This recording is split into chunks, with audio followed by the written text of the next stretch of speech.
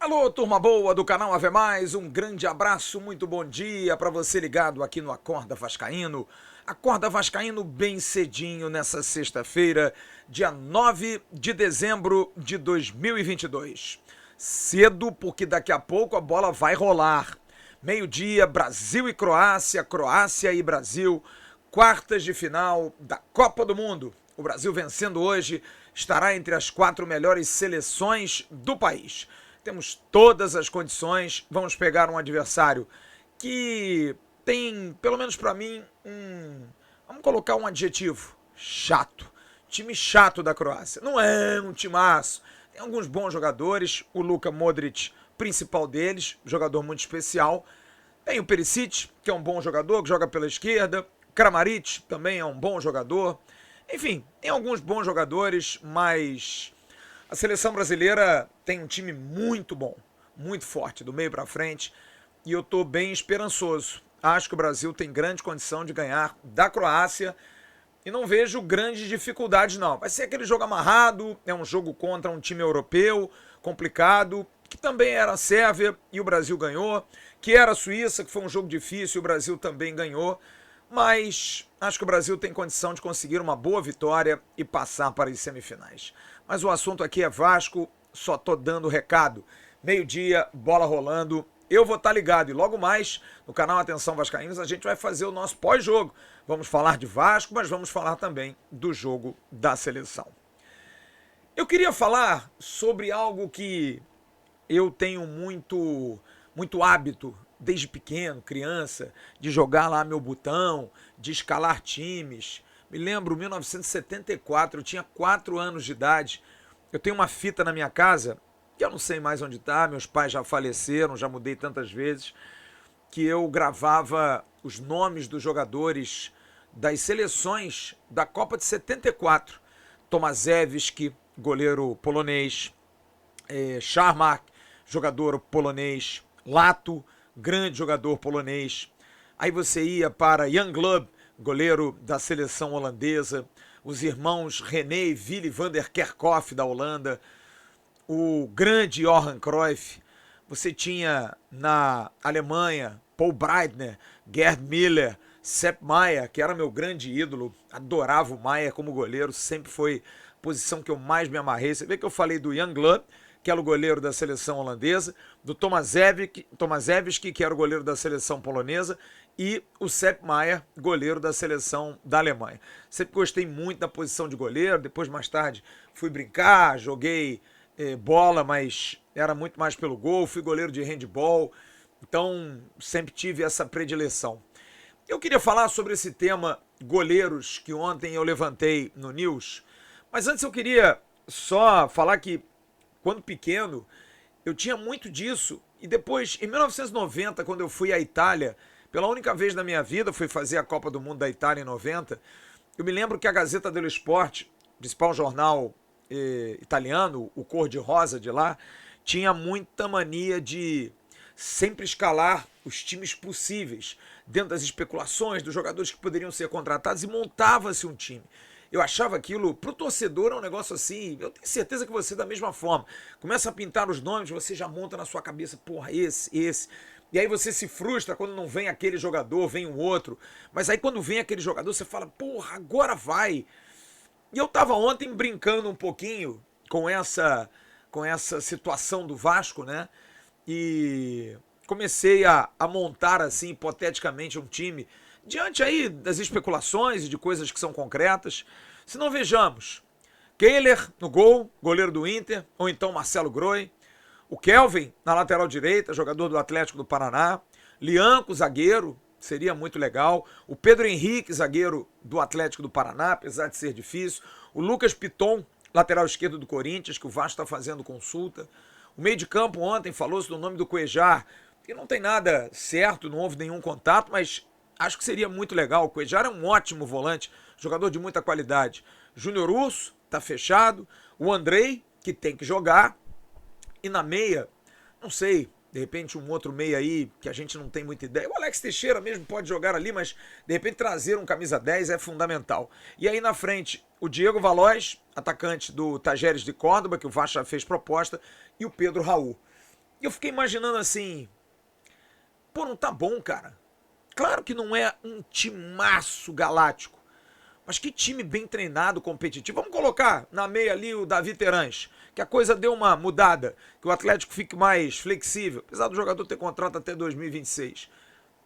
Não seria já um sonho pra gente ter um time com esses jogadores, jogadores de primeira divisão, jogadores vindo da Europa, comprados, com o Maurício Barbieri, um treinador que faz times jogarem de forma ativa, marcando em cima, com um bom preparo físico, com o CT. Ontem eu vi as fotos do CT do Paulo Brax, mostrando o CT para o Abel e também para o Maurício Barbieri. O CT ficando ajeitadinho, paisagismo, estacionamento, os gramados bacanas, ampliação. Pô, se isso não dá uma animação em vocês, cara, eu fico assim, esperançoso. Eu fico com esperança, eu não consigo ter o pessimismo que muita gente tem. Mas eu respeito. Absolutamente respeito. E aí eu vou para a posição de goleiro. Porque a discussão, é claro, com a saída do Thiago Rodrigues, é de um abismo tão grande. E nada contra, eu falei ontem aqui no canal, na abertura, no nosso Acorda Vascaíno, sobre 3 jogadores que estão saindo do Vasco. O Alex Teixeira a gente não sabe ainda, mas a tendência não respondeu até agora a proposta. Você tem Thiago Rodrigues indo embora e o Yuri Lara também indo embora. O Thiago Rodrigues fez um bom ano de 2022. Eu sou muito justo naquilo que eu falo, ele errou em muitas partidas, mas na grande maioria delas ele foi muito bem. No Campeonato Carioca ele foi o nosso destaque, foi eleito inclusive o goleiro do Campeonato Carioca, mesmo o Vasco tendo feito uma campanha sem vencer nenhum grande, mas o Thiago foi muito importante. No primeiro turno do Campeonato Brasileiro, a defesa do Vasco foi a melhor. E o Thiago pegou muito, ajudou muito o Vasco. Pontos que a gente conseguiu lá na frente garantir, ele garantiu no primeiro turno. E ele teve falhas, sim, com Grêmio, com Cruzeiro, enfim, falhas. Falhas que o goleiro tem. E que, é claro, a gente pesa muito. Começou-se a levantar aí a suspeita que estava acima do peso, que não estava bem, que não treinava, que não estava legal. Coisas que definitivamente trouxeram uma carga negativa, mas ele foi firme. Foi firme.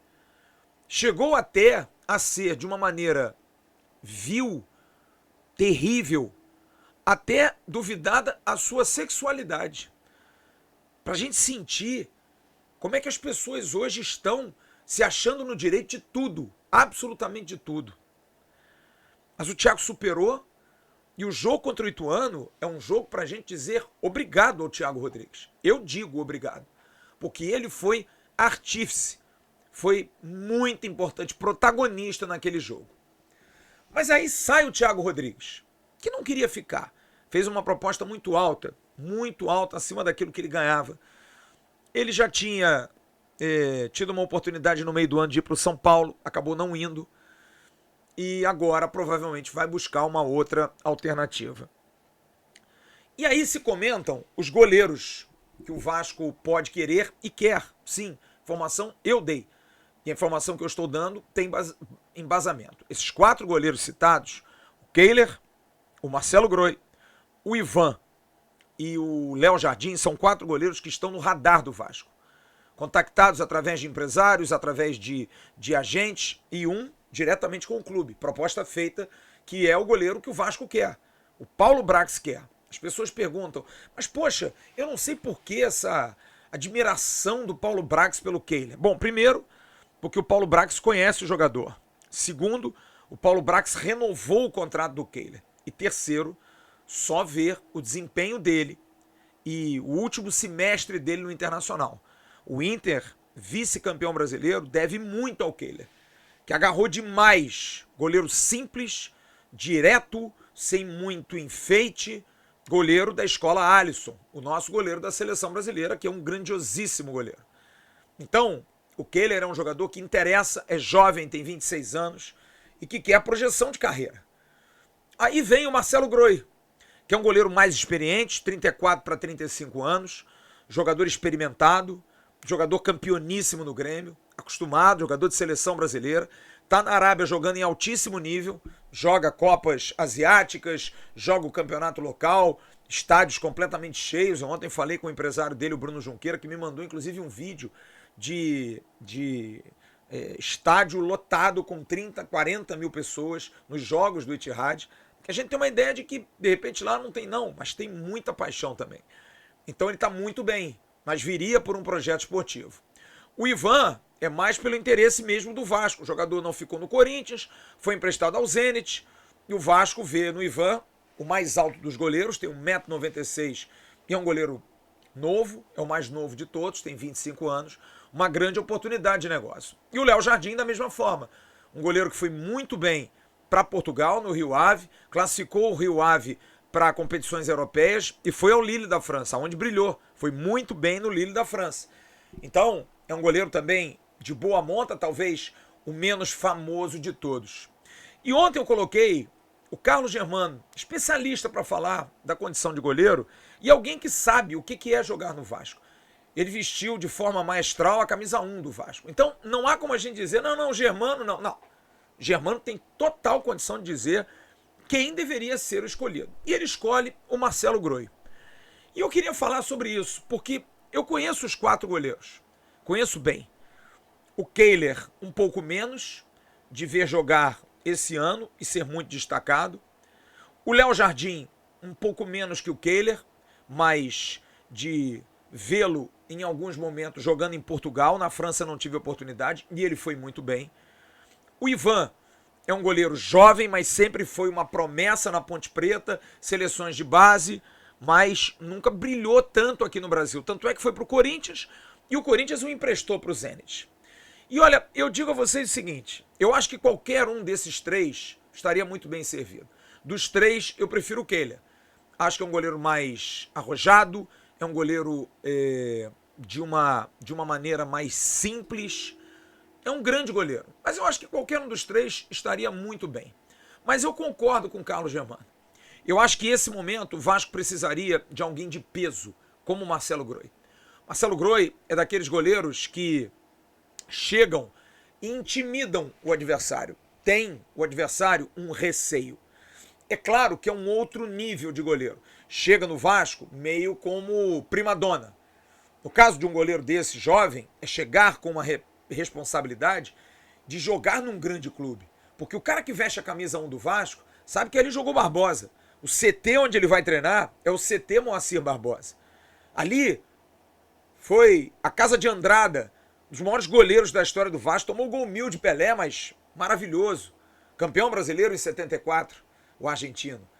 É uma casa que teve Roberto Costa, que teve Acácio, que teve o grande Mazzaropi, que teve Elton, Fábio, Carlos Germano e tantos outros goleiros que marcaram a história do clube. Fernando Praz, mais recentemente.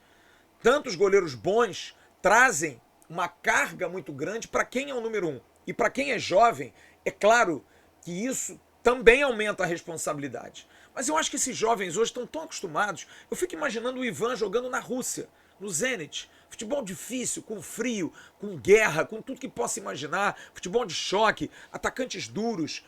E o cara tá lá tranquilaço.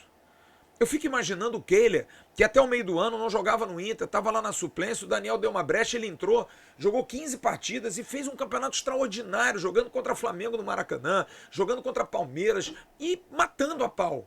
Matando a pau.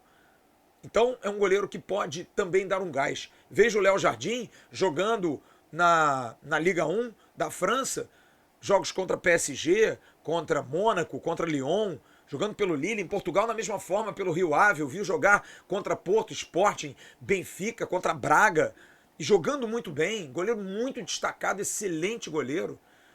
É claro que todos pesos diferentes de jogar no Vasco, mas acho que o Marcelo Groi tem esse lado. Ele não vai sentir isso, ele vai chegar já acostumado a esse momento. Mas volto a dizer, fico feliz, por isso escalei esse pseudo time no início, porque vejo o Vasco se movimentando, apesar de entender muito o torcedor, mas, mais uma vez, dizer ao torcedor, dê um pouco de crédito. As coisas estão acontecendo, a gente está no bastidor do dia a dia.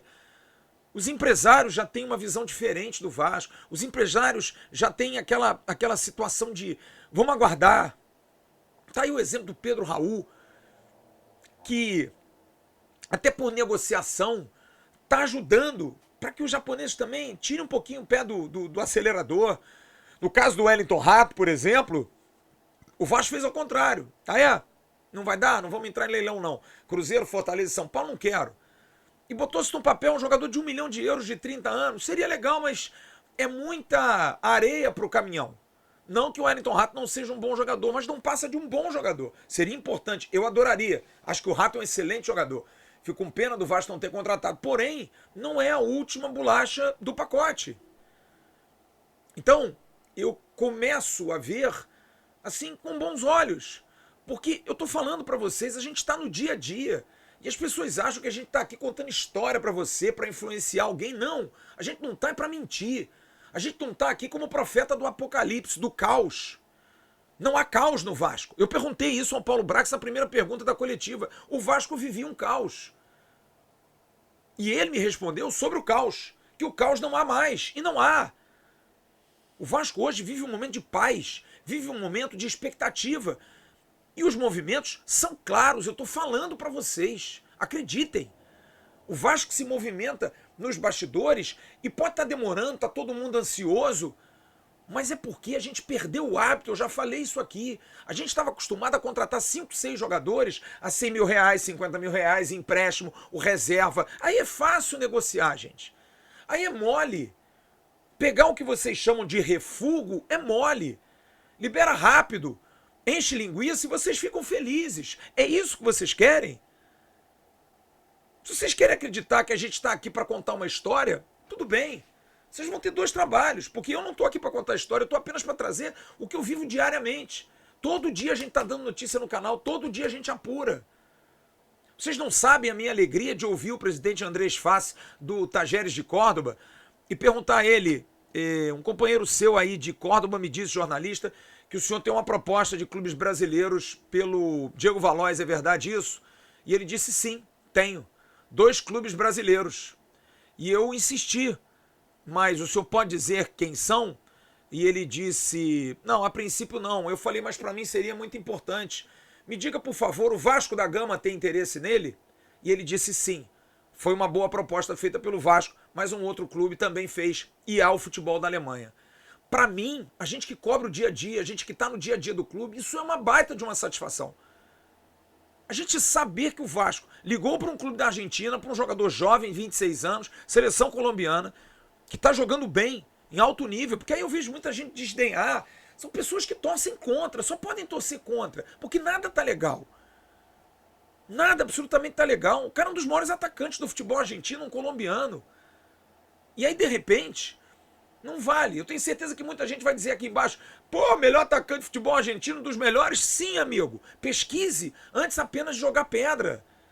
Porque é fácil jogar pedra, tem muita gente jogando pedra, tem muita gente criticando, tem muita gente achando que é assim no pilim-pim-pim. Porque perdeu o hábito. O Vasco, de um clube morto, falido, que contratava jogador por empréstimo e reserva do reserva, e de graça de clubes grandes, que era terceiro reserva, tá hoje buscando jogador de bom nível. Pô, prateleira alta? Não sei. Aí é você que vai dizer. Se o goleiro titular do Internacional de Porto Alegre não é uma grande contratação, ou pelo menos uma grande tentativa, eu não sei mais o que é. Se você tentar o Lianco, zagueiro que durante anos foi de São Paulo, seleção brasileira, seleção sérvia, que jogou no Torino, jogou na Inglaterra, está jogando na Inglaterra hoje. Se esse jogador não é interessante, a gente não pode mais saber o que é. Se contratar o vice-artilheiro do Campeonato Brasileiro, Pedro Raul, é ruim? Então a gente precisa ter um pouco mais de calma. Porque também essas negociações não acontecem assim, volto a dizer.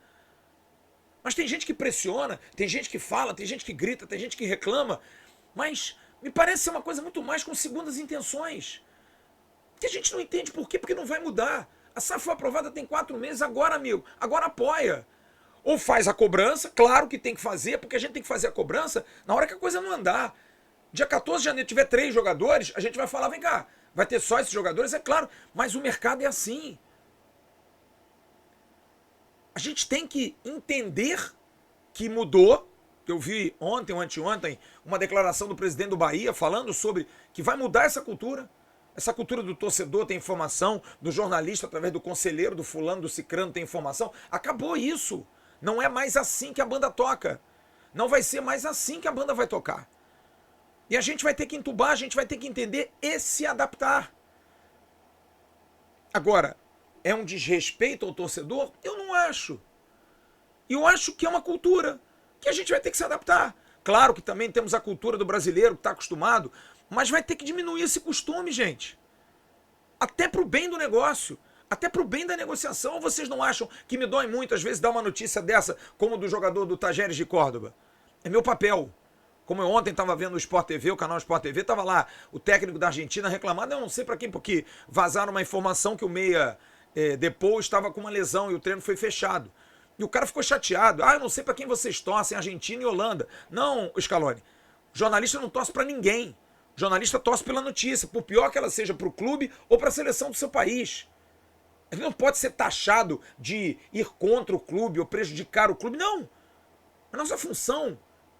É a nossa atividade. A gente está aqui para contar as histórias, para contar as informações, desde, claro, que elas sejam bem apuradas. Que não seja um festival de chute e de brincadeiras. E aqui a gente não brinca, eu não brinco com isso. Isso aqui é muito sério. Absolutamente muito sério o que a gente faz. Então, eu estou colocando para vocês claro, escarrado, absolutamente escarrado, de que as coisas que acontecem hoje são movimentos que demandam tempo. Até estrategicamente, porque se você divulga muita coisa, se você diz que está no mercado assim, assado, vai aumentar o preço. O mercado já sabe. Opa, o Vasco tem dinheiro. Aí vai lá no Catar, o presidente Jorge Salgado dá uma entrevista e diz, não, o orçamento é 400 milhões. Fica quieto, presidente. Fica quieto, presidente. Não tem que falar nada, presidente. Porque dizer isso é amador. Porque o mercado abre o olho e diz, opa, 400 milhões de orçamento? Oh, beleza, jogador que o Vasco quer aí 5, cobra 10. É claro, vocês têm dinheiro, então o que se faz na negociação? Dá um pouquinho menos. O presidente do Tajeres de Córdoba pediu 9 milhões por 70%, o jogador está querendo sair. É o segundo ano, eu botei um jornalista ontem falando, segundo ano que o cara está querendo sair de Córdoba. Se chegar com 5, 6, vende. O Vasco fez 2 para chegar de repente a 4 no máximo. Não vai injetar mais do que isso. E o cara vai ter que entubar, senão vai ficar com o jogador triste, a mesma coisa do Kehler. Porque é isso, tá na guerra. Chega no jogador, já oferece um din-din alto, é assim que acontece. Chega lá no Kehler, oferece um dinheiro alto. Chega no Terãs, oferece um dinheiro alto. E o jogador passa a ser seu aliado para fazer a pressão. Faz parte. Principalmente o jogador que está no final de contrato. É assim que a banda toca. Agora, esses movimentos demandam tempo. Demandam estratégia, demandam negociação, porque a gente não está acostumado mais com isso. Aliás, a gente nunca teve esse costume. Qual é a última vez que o Vasco chegou no mercado e pagou tantos milhões por um jogador? Tem tempo. Talvez o Tostão, quando veio para o Vasco, nos anos 70. Porque negociar mesmo, comprar a Vera, é difícil o Vasco fazer isso. É muito difícil. Eu me lembro, Juninho Pernambucano e Leonardo, quando vieram para o Vasco, houve uma promessa que não foi paga, porque aí é mole, para dar satisfação ao torcedor, não, vem, eu pago vocês depois. Chegou um dia que Leonardo e Juninho estavam juntos, e eu sei porque eu conheço o Juninho, ele me contou essa história, e o Leonardo falou, cara, um de nós vai ter que voltar, porque o Vasco não pagou. E o Juninho disse, porra, Léo, não vou voltar, não tô com a minha família toda instalada, e o Leonardo voltou. E quis o destino que o Leonardo voltasse, se apagasse e falecesse anos depois, e o Juninho virou um dos maiores ídolos da história do Vasco. Então, assim fazer futebol é mole. Eu te pago depois. Não, me dá aqui. Eu vou te dar um X aqui, depois eu pago ali. Não pode ser assim. É isso que hoje não é mais e as pessoas vão ter que se acostumar. O mercado mudou para o Vasco. O Vasco precisa pensar diferente. E nós temos essa obrigação de pensar diferente. Não dá mais para cometer irresponsabilidades. E a responsabilidade demanda tempo. Demanda tempo. Porque você não vai gastar de forma perdulária um dinheiro, porque um presidente pode chegar a pedir 9 milhões por 70% de um jogador que quer sair há 2 anos e que está no último ano de contrato. E você diz, tá bom, chama o jogador, quanto é que você ganha aí? Eu ganho 100, eu te dou 500. Papel, tá aqui, ó, 500. Ainda te dou uma luva. O jogador endoida, o empresário também, paga comissão. Ok. O cara vai brigar por você no clube, presidente, quero ir embora, mas 9 milhões não dá. Não, mas 9 milhões não dá. Então a gente vai botar a boca no trombone aí. Então tá, chega aqui com uma proposta de 6. Não, presidente, muito alto. Muito alto. Fecha em 4? Fecha em 4. Depois de alguns meses, fecha em 4. Estou falando de meses, de dias. Isso demanda tempo. Por isso que o Paulo Brax disse na terça-feira, até abril tem tempo para montar o time. Até abril. Que é quando o Vasco precisa estar bom para o Campeonato Brasileiro que começa logo em seguida. Agora, a escolha do goleiro Marcelo Groi, para mim seria ideal. Mas só estar falando do Groi, do Kehler, do Ivan, do Léo Jardim, jogadores que estão em grandes clubes, fora do Brasil, já me dá a impressão de que o papo é outro, que eu converso com outras pessoas de maneira diferente. Eu já posso sentar naquela mesa de bar que eu era expurgado, que até o botafoguense hoje senta e conversa sobre o jogador, porque o John Textor bota a grana, e dizer, viu? Tô trazendo um goleiro não sei aonde, ó, tô trazendo o vice-artilheiro do Campeonato Brasileiro. A resenha tá mudando, o papo tá mudando. Vamos esperar? Vamos embora. Vamos ver o bicho que vai dar. Eu tenho esperança. Acho que pelo menos a operação mudou. Não há nenhuma dúvida que mudou. Se está demorando ou não, eu também quero entender que seja por isso. Porque não é fácil mexer com dinheiro. Ainda mais quantias lá em cima. E quanto ao goleiro, a minha opinião é essa. Concordo com o Carlos Germano. Para mim, o Marcelo Groi deveria ser o goleiro contratado pelo Vasco. E a sua opinião? Deixa aqui embaixo. Grande abraço, bom jogo do Brasil. Prepare-se, vai ser um jogo duro. Mas eu confio na vitória. Para mim vai ser 3-1 Brasil. Brasil classificado para a semifinal para pegar a Argentina, que eu acho que também vai passar pela Holanda. E pro bem do futebol, né? Brasil e Argentina numa semifinal seria lindo. E na outra semifinal, França ou Inglaterra, acho que da França contra Portugal também seria bem bacana. Grande abraço, bom dia, boa vitória do Brasil. Tchau, turma.